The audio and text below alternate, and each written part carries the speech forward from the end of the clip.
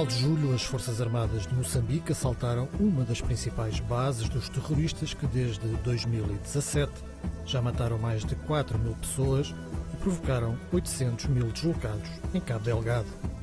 O ataque à floresta de Catupa, onde os jihadistas tinham muitos operacionais e material, entre armas e equipamento de comunicações, causou dezenas de mortes nos terroristas e levou à captura do seu cabecilha. A operação foi realizada por 2 unidades de comandos formadas no Chimoio, no centro de Moçambique.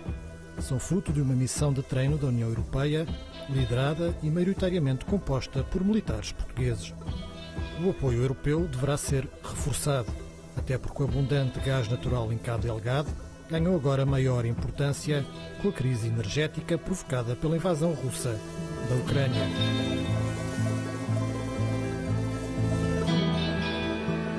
O reportagem CM acompanhou em Maputo os fuzileiros e no Chimoio os comandos que recebem treino dos militares portugueses. Moçambique recebe ferramentas para combater o terror e ajudar as populações massacradas.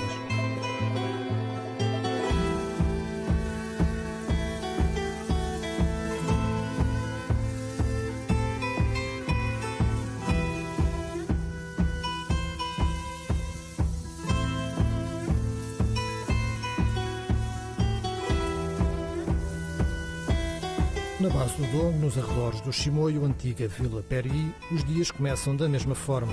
Treino exigente e, para uma boa atuação, é necessário muito trabalho físico. O que é que Moçambique pediu à União Europeia? Pediu que lhes treinassem forças aptas para lidar especialmente com o tipo de ameaça que estão a viver em Cabo Delgado.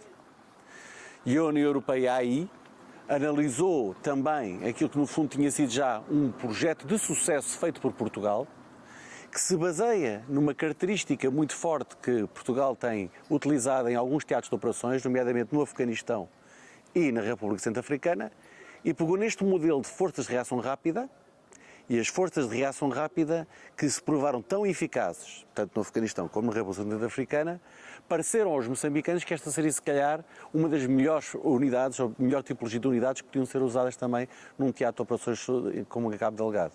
E eu não tenho dúvidas que, de facto, é uma tipologia de forças muito adaptada. A missão da União Europeia tem para já mandato para formar 11 dessas unidades de reação rápida, 6 de comandos e 5 de fuzileiros. O total andará próximo dos 2.000 militares. 4 dessas forças já estão em operações em Cabo Delgado. Porque essa força é absolutamente diferenciadora na capacidade operacional das Forças Armadas de Moçambique. Nós estamos com os fuzileiros e com os comandos e também com formadores da Força Aérea a constituir essas unidades modulares que têm permitido um desempenho operacional acrescido na província de Cabo Delgado. Nós já temos notícias, já formámos 4 forças dessa natureza e temos notícias do seu bom desempenho operacional e no contributo que estão a dar para a estabilização naquela área. Essas unidades são constituídas essencialmente por um módulo de comando, um módulo de Estado-Maior, depois uma unidade de manobra com 3 pelotões e depois uma pequena unidade de controladores aéreos e uma unidade de apoios e serviços. E tem sido esse conceito de edificação de capacidades militares muito apropriadas para atuarem em missões de contra-terrorismo que tem sido de facto o valor acrescido que Portugal tem dado a Moçambique. Todavia, este apoio não vai ficar por aqui. Está previsto também colaborarmos com Moçambique no reforço das suas capacidades de informações e também de ciberdefesa e que pensamos realizar a muito breve prazo. Uma unidade de reação rápida é aquilo que nós dizemos que é mais do que uma companhia e menos que um batalhão. Mas tirando a linguagem técnica, o que é que eu estou a falar? Estou a falar de uma unidade que anda ali entre os 140 e os 180 homens, mulheres militares, e que permite ter unidades de manobra de forças especiais, forças tipo comando, forças tipo fuzileiros, forças tipo paraquedistas, não é? Portanto, forças especiais bem preparadas para fazer todo o espectro do combate. O que é que isto quer dizer? São capazes de fazer o combate de mais alta intensidade, mas também são capazes de fazer missões de proteção da proteção civil, de apoio às populações. Mas para isso precisam ter valências, de facto.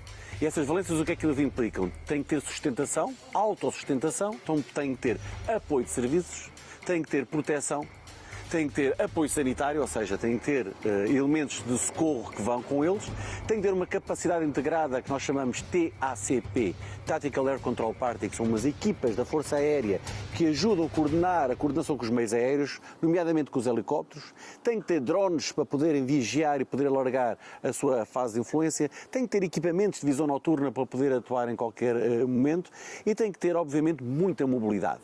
O que caracteriza estas forças de reação rápida é muita mobilidade terrestre ou naval, se estivermos a falar de fuzileiros naval, se estivermos a falar de forças de comandos terrestres, que lhes permitem rapidamente num teatro de operações chegar, estabilizar, combater e proteger. A missão da União Europeia em Moçambique treina as tropas locais para operações contra a insurgência. Há formação em golpes de mão, emboscadas e na utilização de engenhos explosivos.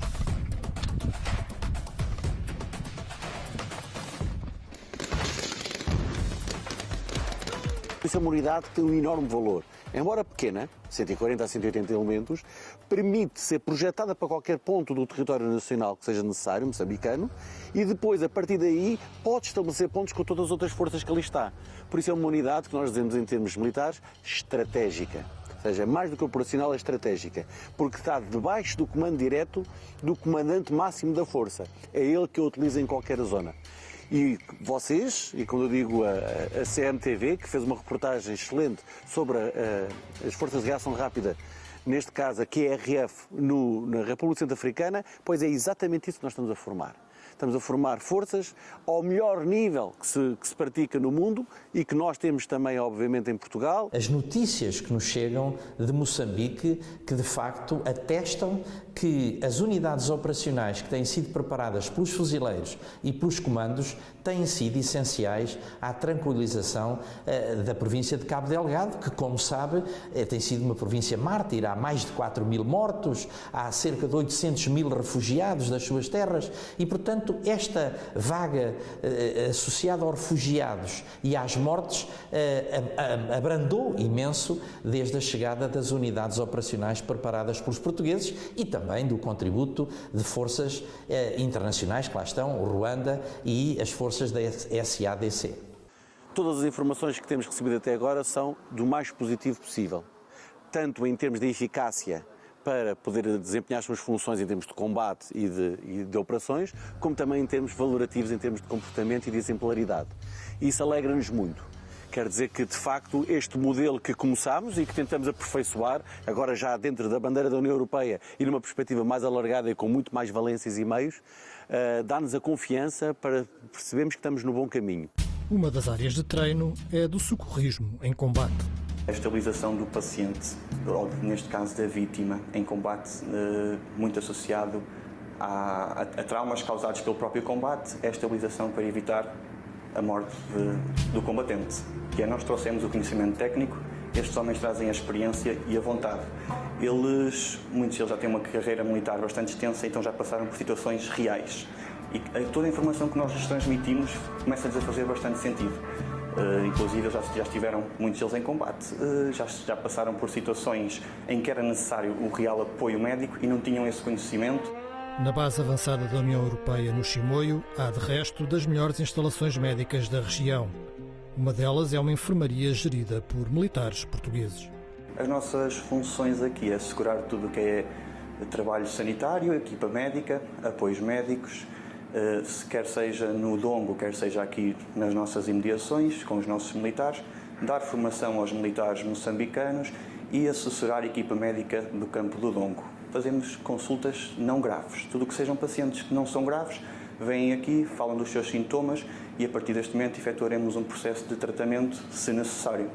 Caso seja situações graves, geralmente temos aqui um compartimento ao lado, que é assegurado por uma equipa diversificada, com conhecimentos também diversificados, onde é possível fazer cirurgias, basicamente funciona com ressuscitação e estabilização de pacientes e em situações graves é para lá que nós encaminhamos os nossos militares. Essa segunda equipa é contratada pela União Europeia e opera um mini-hospital onde vítimas críticas são estabilizadas antes de serem retiradas para unidades de saúde de primeira linha. So this is your ICU. Yeah, ICU department. So 2 beds, so 2 casualty capacity. And then we have, in addition, in total staff, 6 staff members, 3 doctors, 3 nurses, and they will do what they have to do here to keep the patient waiting for the plane, if it doesn't require surgery.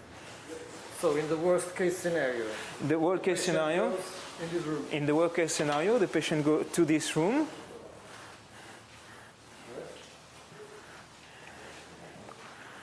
So the patient will come to this room where we have a general surgeon and an orthopedic surgeon, who are these 2 gentlemen. He will get 1 hour surgery because of Not more than 1 hour. not more than just minimum basic life stabilization, and then if necessary, regarding what has been decided in this room, the air medevac will be activated. A equipa médica portuguesa introduziu uma formação inovadora. Primeiros socorros psicológicos para ajudar os militares moçambicanos a lidar com os horrores da guerra. Nós estamos a falar de soldados que vão para a frente e muitas vezes estão lá muitos meses na linha da frente, todos os dias com uma enorme indefinição, muitas vezes sem saber se vão combater ou não vão combater, se são capturados ou não são capturados, e como acabou de dizer, por pessoas que são exatamente o oposto daquilo que eles representam. Não têm qualquer respeito pelos direitos humanos e praticam atos bárbaros, decapitações, crucificações, etc. Portanto, estes primeiros socorros de tipo psicológico têm 2 finalidades. É preparar a resiliência do próprio ser humano para viver com espetáculos degradantes, como ver crianças mortas, corpos pendurados, etc. Todas estas imagens terríveis que nós temos visto da linha da frente, mas também para, no âmbito da camaradagem, se poderem ajudar uns aos outros. É um exercício que muitas vezes se faz a 2. Ou seja, eu tenho que aprender a falar com o soldado que está ao meu lado, porque na frente da linha de guerra quem está é o camarada. A palavra camaradagem, que para os militares é muito grata, acontece exatamente neste tipo de situações. E então aprende-se a lidar com esta situação, como confrontar as ansiedades, como confrontar os medos, como viver o problema do soldado, como viver com o horror da própria guerra, como lidar com o sofrimento diário, como lidar com a fome, como lidar com o calor. E este tipo de primeiros socorros psicológicos tem tido um efeito muito, muito forte, até porque muitos dos militares que nós treinamos também já têm experiência do próprio teatro. Alguns deles já tiveram teatro, regressaram para receber o treino e agora estão a voltar para lá. E dizem-nos que, de facto, tem sido uma instrução que lhes tem ajudado muito.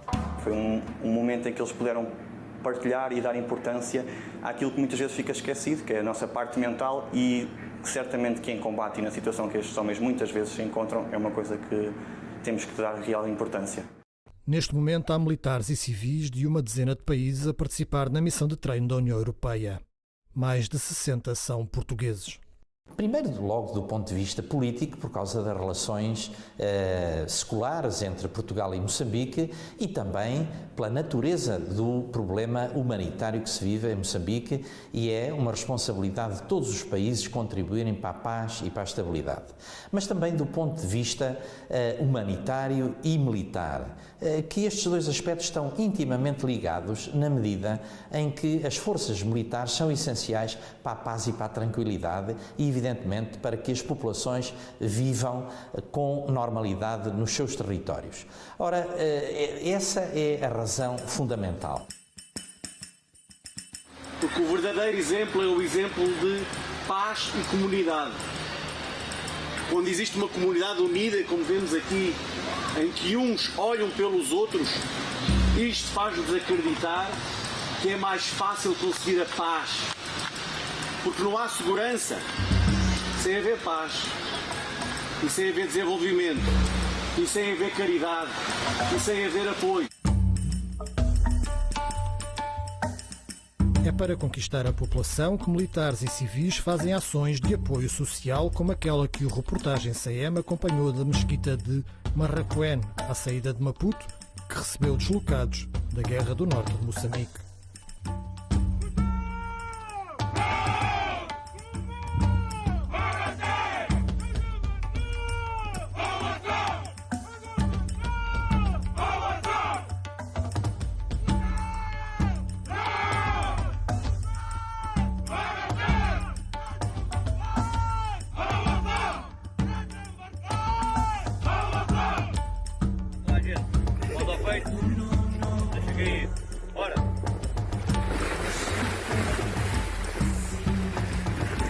disse que toda a gente ao mesmo tempo.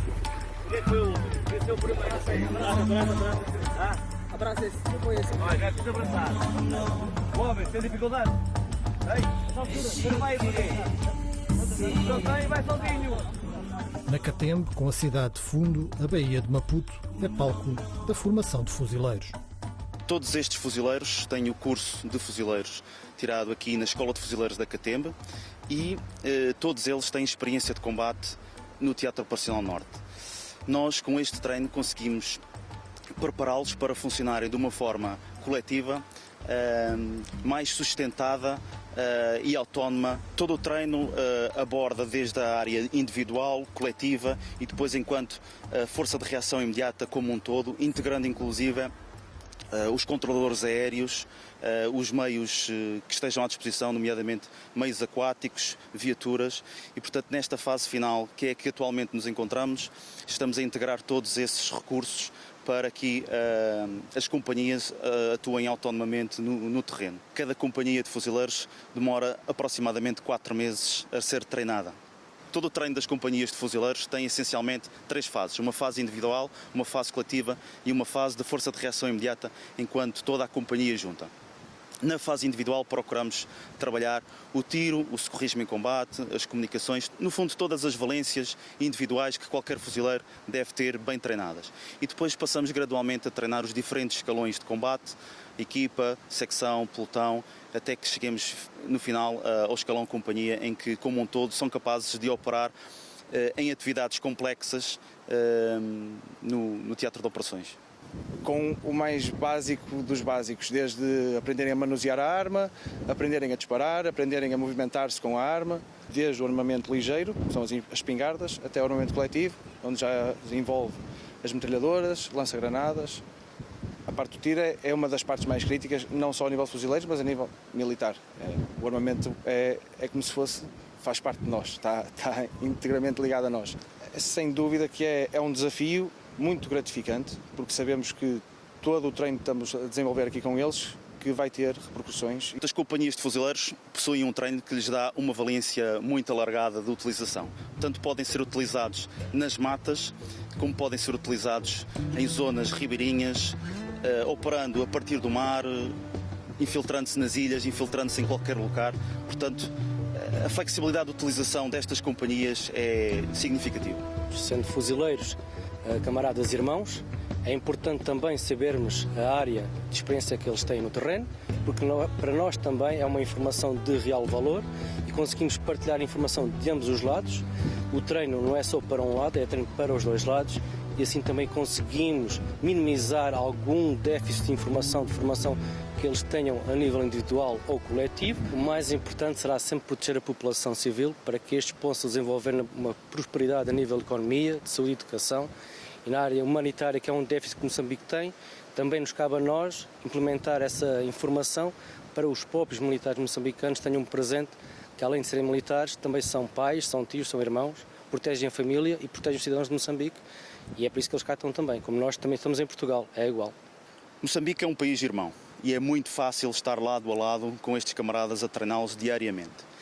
Eles conhecem bem o Teatro de Operações Norte, eles já sentiram na pele o que é ter camaradas ao lado em combate e que não regressaram para as suas famílias e, portanto, estamos aqui lado a lado, juntos, a treiná-los e a apoiá-los com todo o conhecimento que trazemos para que eles possam proteger melhor as suas populações e desta forma suplantar este terrível mal. Nesta guerra em que o terrorista jihadista não respeita valores nem direitos humanos, a missão vai além de treinar o combate. Mulheres, paz e segurança, igualdade de género, só para dar estes 4 nomes, para nós é uma parte fundamental do nosso treino. Começamos a dar no primeiro dia, terminamos no último e trazemos sempre isto. Além de formarmos nós, porque temos aqui formadores específicos destas áreas, trazemos exatamente aqueles que são reconhecidos internacionalmente, Cruz Vermelha Internacional, as Nações Unidas, que vão ao campo do Dongo, vão ao campo de Catembe, vão a Madalena, onde nós estamos a dar formação, e dão diretamente essa formação, fazem exercícios com os formandos, colocam situações de casos, ou seja, no caso de uma violação dos direitos humanos, no caso de uma criança ter sido capturada, o que é que faz com uma criança que aparece com uma arma na mão? É preciso saber que essa criança não é um soldado, é uma vítima. Não é? Como é que se vai tratar essa vítima? Que, embora esteja com uma arma na mão, foi feita criança-soldado. Então, para nós, direitos humanos e direito internacional humanitário é uma obrigação, mas é mais do que tudo uma garantia. Ora, a população só abraça soldados quando sabem que eles são verdadeiramente os defensores dos direitos humanos. O militar tem que ser visto sempre como o defensor dos direitos, liberdades e garantias do indivíduo. Essa é a sua função última, é garantir que ele é tratado com humanidade, que tem dignidade e que será respeitado. E esta, portanto, a nossa formação não é uma formação só técnica para disparar uma arma. É uma formação moral, é uma formação ética, deontológica, para levar, no fundo, que os valores que informam são os valores que vão atingidos. Os jihadistas alimentam-se de jovens alistados à força, mas também de outros desiludidos com a falta de emprego e com as desigualdades num Cabo Delgado rico em gás natural e metais preciosos. Porque não há segurança sem desenvolvimento e não há desenvolvimento sem segurança. E, portanto, nós fazemos isto de duas maneiras. Uma, incentivamos a atividade civil-militar e numa perspectiva mais ampla, porque somos da União Europeia, temos aquilo que se chama Integrated Approach, a abordagem integrada. E o que é a abordagem integrada? É o tal nexo de desenvolvimento e segurança. A União Europeia não está a apoiar só com esta missão de treino militar, também está a apoiar com projetos de desenvolvimento, aberturas de escolas, aberturas de estradas, auxílio para, por exemplo, para fazer eletrificação de zonas, apoio nas redes de esgotos, apoio na própria comercialização. Portanto, há uma série de projetos económicos, financeiros, escolares, humanitários, o próprio apoio aos campos de refugiados, numa abordagem de apoio humanitário, e tudo isto é conjugado. No fim, não é de uma vitória militar que nós falamos. Nós falamos de uma população a viver em paz e em segurança, com acesso ao desenvolvimento, ao emprego e à estabilidade. E isso é que é o que nos move. Para estas ações de contra-terrorismo, a União Europeia já autorizou quase 100 milhões de euros em ajudas. Fornece todo o tipo de equipamento, menos o letal. A missão militar é a chamada não executiva. As executivas estão na linha da frente a fazer exatamente o combate direto com as forças. As não executivas são as forças que geralmente treinam outras forças para o fazer. Que é isso que as missões da União Europeia no Mali, na República Centro-Africana ou na Somália estão a fazer. Ou seja, treinam as forças locais para que estas possam ir. O que não invalida que não haja um acompanhamento de perto, muitas vezes, das forças no terreno, mas não substituem as forças locais nesse mesmo combate. Entre os membros da missão também há militares da GNR. São especialistas em contra-terrorismo e em tratamento de prisioneiros de guerra.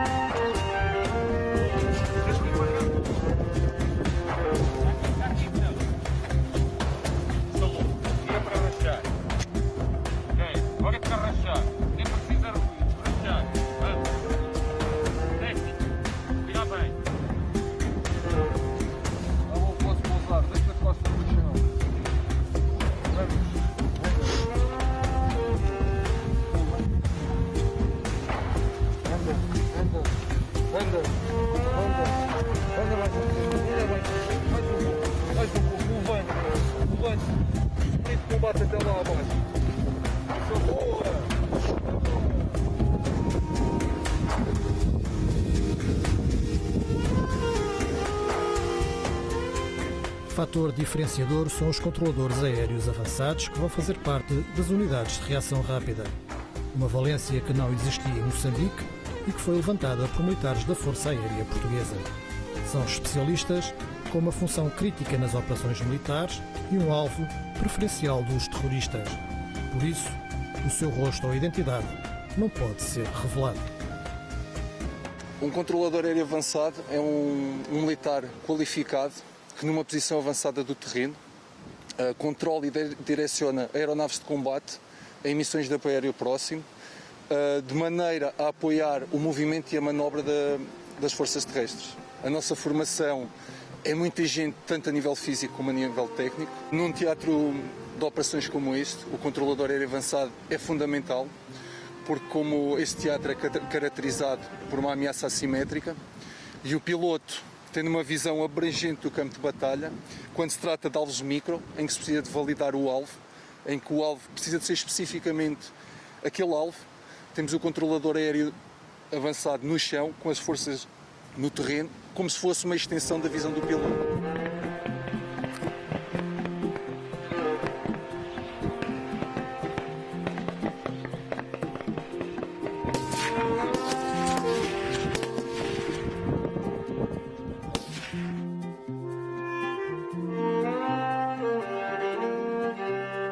Passa no norte de Moçambique, em Cabo Delgado, e agora já alastrou para outras zonas como ali perto do Niassa, mas não é só no norte de Moçambique, também tem influências ali na Tanzânia, portanto é um problema regional.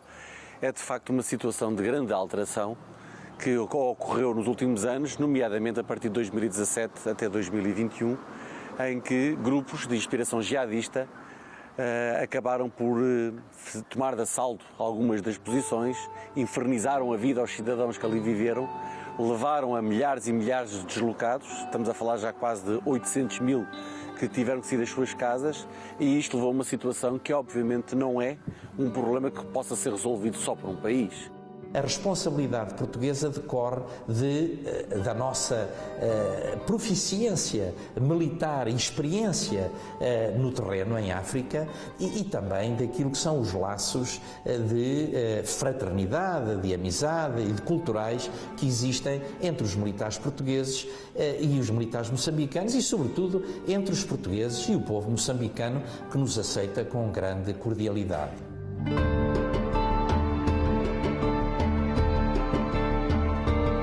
É a 8 mil quilómetros de casa que mais de 6 dezenas de portugueses vão continuar a trabalhar para ajudar 28 milhões de moçambicanos a erradicar o terrorismo jihadista, reconquistando a paz para a terra de Gungunhanha.